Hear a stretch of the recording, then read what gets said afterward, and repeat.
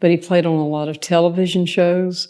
I mean, back years and years ago. Played on the CMA award shows with the Bill Walker Orchestra for nearly 20 years. What truths did Jimmy Cap's wife finally share after his passing that left the world stunned? After decades of silence, she opened up about their life together, the sacrifices behind his legendary career, and the secrets that had never been spoken before. Stay with us as we uncover the revelations that changed how fans remember the man known as the Man in Back. When Jimmy Capps passed away on June 1st, 2020, the country music world grieved together. For more than 60 years, his guitar had been the steady rhythm behind some of the greatest voices in history. Yet the loudest silence fell not on the Opry stage, but inside the home he shared with his wife, Michelle Vaughan Capps. In those early weeks, Michelle vanished from public view. No interviews, no polished tributes, just quiet days in a house that suddenly felt too large. She later admitted that even simple routines became overwhelming. Passing Jimmy's favorite chair, opening a closet lined with his stage clothes, or stumbling upon a handwritten set list could unravel her in seconds. These weren't just reminders, they were fragments of a world that had ended. What stunned fans was not that Michelle grieved, but that she chose to share the raw truth of it. Her first reflections were deeply personal, written in posts and spoken softly in interviews. She didn't pretend to be strong, nor did she dress her feelings in poetic language. Instead, she showed the unfiltered reality of what it means to lose both a husband and a creative partner. By speaking honestly, Michelle gave permission for others to acknowledge their own hidden losses. Before grief defined her story, Michelle's life with Jimmy was rooted in music. Their bond wasn't only about marriage, it was a duet that played out on countless stages, where his guitar and her voice blended into something timeless. To the world, Jimmy was the Man in Back, anchoring the Grand Ole Opry with quiet brilliance. To Michelle, he was the heartbeat of her own performances. She built her own path as a singer, recording albums like Christmas at Home with Michelle and Simply Michelle. Yet beneath her voice, almost like a second breath, was Jimmy's playing. He arranged songs with care, always ensuring her vocals soared without ever being overshadowed. It wasn't just professionalism, it was love expressed through strings and chords. Fans saw their chemistry most clearly during appearances on shows like Larry's Country Diner. Michelle would take the spotlight, and there Jimmy stood, smiling faintly, letting his guitar add the magic that made her songs whole. Offstage, friends remembered evenings when she sang softly at home while Jimmy strummed beside her. No cameras, no applause, just two souls speaking the language they knew best. Together, their marriage was both a love story and a lifelong performance. When Michelle finally began to speak openly,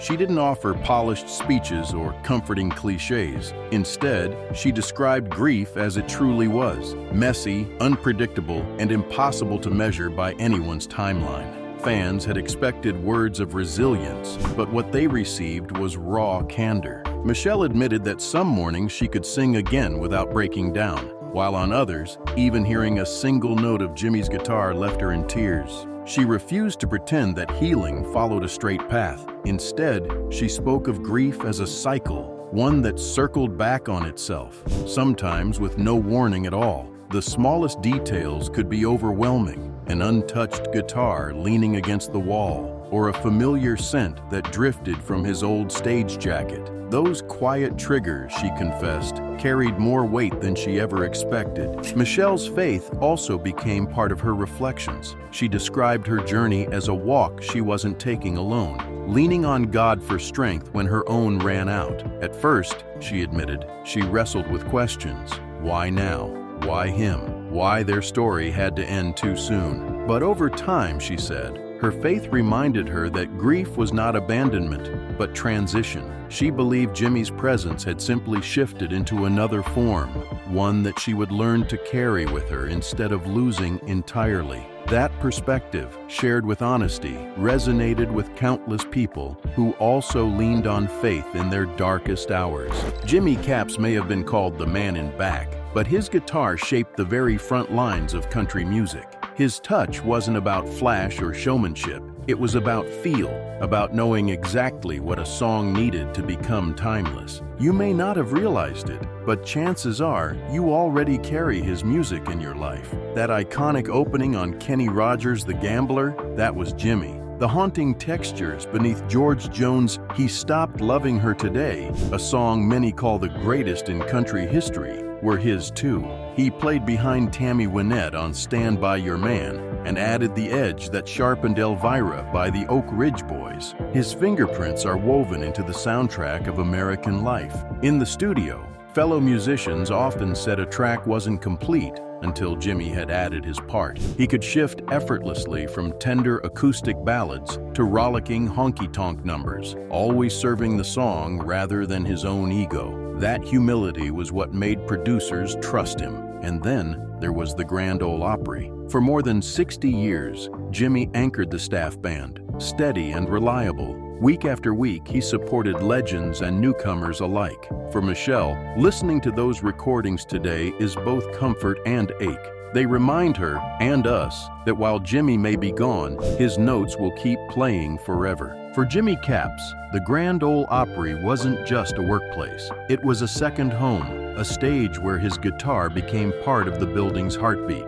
He joined the Opry staff band in 1967, a young player with quiet confidence, and he never left. 6 decades later, his presence still anchored the show. In 2018, the Opry did something it almost never does. It named its backstage band room after him. The Jimmy Capps Music Room became a permanent tribute, a place where nervous performers gather before stepping onto the most famous stage in country music. Seeing his name on that door was more than an honor. It was a statement that steady dedication can matter just as much as stardom.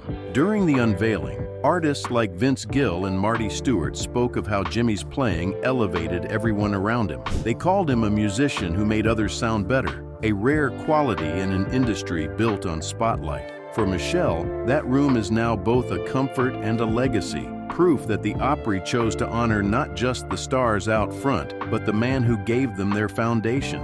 When Jimmy Capps passed in the summer of 2020, it wasn't just a family loss. It was a city-wide farewell. Nashville, built on the songs he helped shape, paused to honor the man who had so often stayed in the background. In Gallatin, Tennessee, where Jimmy lived, neighbors lined sidewalks with flowers and handwritten notes. Even under the restrictions of the pandemic, people gathered in quiet groups, reflecting on how his guitar had been the soundtrack to their lives. His funeral service carried the same spirit. Instead of polished performances, fellow musicians played simple verses and choruses, each note a goodbye, spoken in the only language they truly shared. The tributes rippled beyond the service. The Opry dedicated broadcasts to his memory, leaving his usual seat empty as the camera lingered. Local radio stations filled the airwaves with the songs he had shaped. Nashville knew that while his name might not have been familiar to all, his music lived in the city's bones. Losing Jimmy Capps did not mean losing his legacy. In the years since his passing, Michelle has become the quiet steward of his story,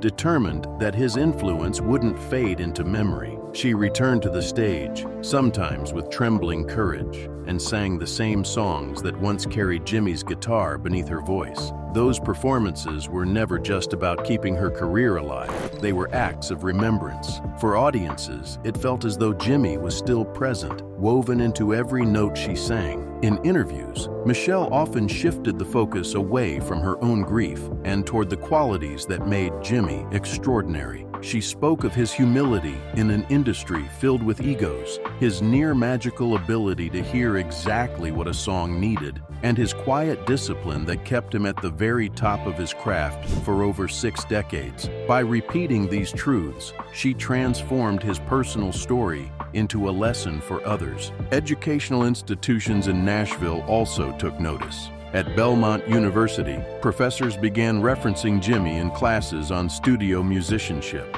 His career became the model of what it meant to serve the song rather than chase the spotlight, a principle young musicians desperately needed to hear. Meanwhile, the Musicians Hall of Fame and the Country Music Hall of Fame added his story into exhibits, reminding visitors that even if they didn't know his name, They had lived with his sound all along.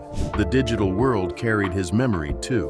Online, guitarists young and old uploaded tributes in his style, copying the subtle strums and tasteful fills that had defined so many hits. Some even went viral, introducing Jimmy's influence to audiences who had never set foot in Nashville. For Michelle, carrying the song forward wasn't about closure. It was about continuation, about proving that a man's legacy doesn't end when the music stops. It lives on in every student, every tribute, every note still echoing in the air. For all his achievements on stage and in the studio, those who knew Jimmy Capps best insist his truest greatness showed when the lights were off.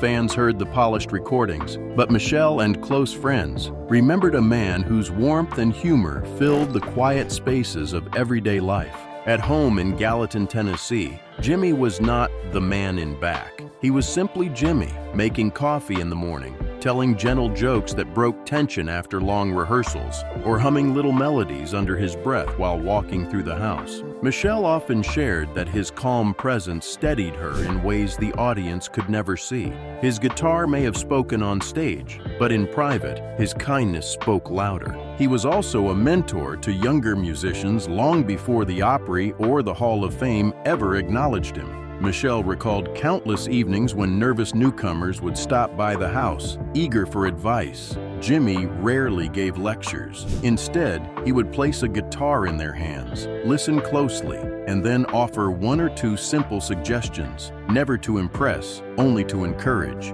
Many of those players later admitted that his quiet words shaped their entire careers. One young guitarist once shared that Jimmy noticed how nervous his hands shook before an audition.